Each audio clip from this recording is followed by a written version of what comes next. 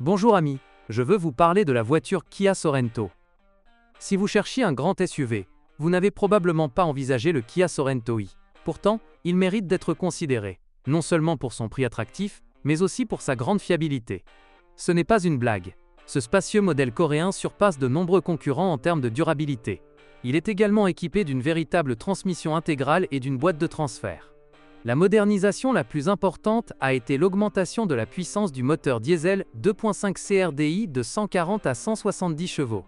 Depuis, aucune autre modification n'a été apportée et la première génération du Kia Sorento a été proposée jusqu'en 2009, année du lancement d'un nouveau modèle, basé sur une structure monocoque.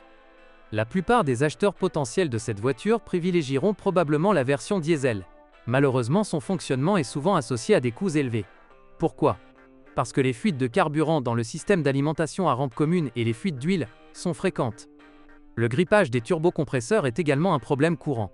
D'autres problèmes incluent la défaillance de la pompe haute pression, des défauts logiciels du moteur et parfois la rupture de l'arbre à cam.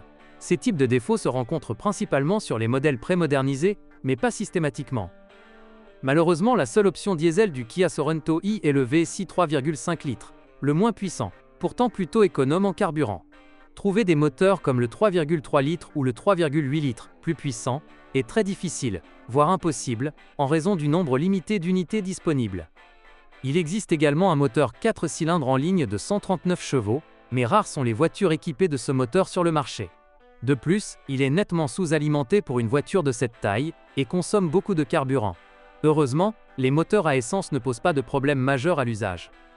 En conditions normales, il est recommandé d'utiliser la transmission intégrale, mais lorsque les conditions se dégradent ou que vous roulez hors route, vous pouvez opter pour la transmission intégrale rigide. Des versions avec embrayage multidisque sont également disponibles. Aux États-Unis, la version à propulsion était toujours proposée. 3 transmissions sont disponibles. Une automatique à 4 ou 5 rapports et une manuelle à 5 rapports. La boîte de transfert est une caractéristique intéressante. Il est clair que Kia a voulu donner au Sorento l'allure d'un véritable tout-terrain.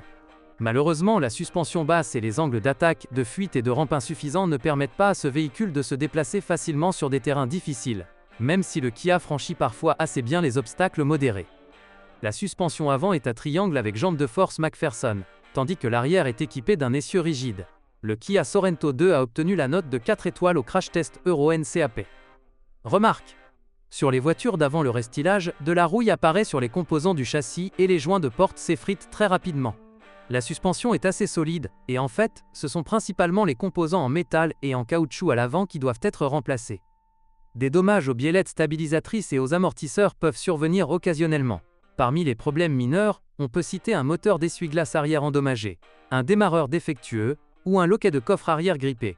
Ces problèmes sont mineurs. Merci de votre écoute. N'oubliez pas de vous abonner et de noter ma vidéo. Si vous connaissez des problèmes avec cette voiture que je n'ai pas mentionné, n'hésitez pas à les partager dans les commentaires.